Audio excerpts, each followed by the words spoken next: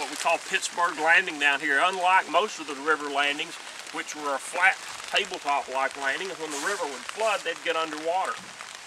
And it's because of that that their original plan of landing at the community of Hamburg has had to been aborted, that now they're looking at, well, maybe we can use Pittsburgh Landing.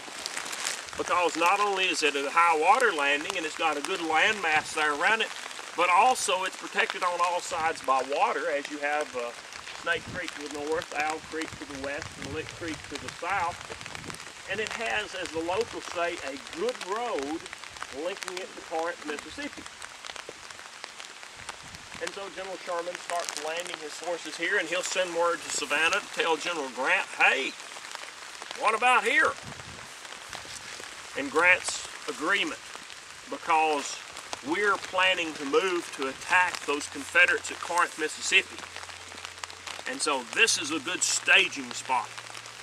Prepare the men. What do you do in boot camp? What do you do in basic training? Any of you guys ever studied about military procedures? What's basic training, boot camp, we call it for? Where's Rick? It's to drill you, to prepare you for what's fixing to happen on the battlefield.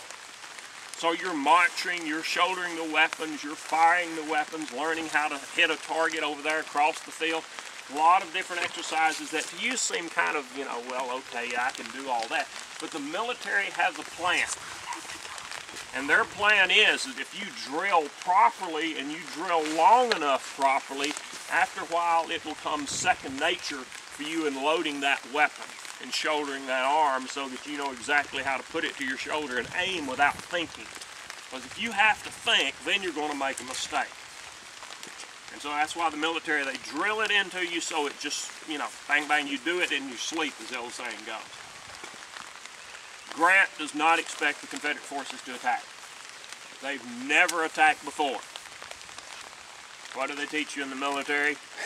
Expect the unexpected. That's one of those things, you know, hey, he slipped. But of course that comes about also because he's got a senior commander. A fellow by the name of Henry Wagner Halleck, who's setting up in Cairo, Illinois, writing letters of communication to General Grant and telling him, do this, don't do that, do this, don't do that. And it's because Grant wasn't following some of those directions. Grant got under a little bit of what you might call military discipline up at Fort Donelson. So Grant's mindful. He made Halleck mad at him. He doesn't want to do that again. So he's following every little directive that General Halleck gives him. And Halleck tells him, do not allow them to draw you into an engagement.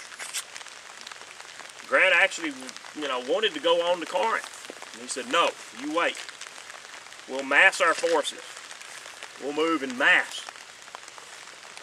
And of course, as you study military tactics, you'll see how they change over time. And this is one of those changes the military is going to go through. From the 1840s Mexican War of moving in mass against your enemy and overwhelming them, to lightning fast attacks, hitting them hard, catching them off balance, and then pressing the issue until they literally fall apart.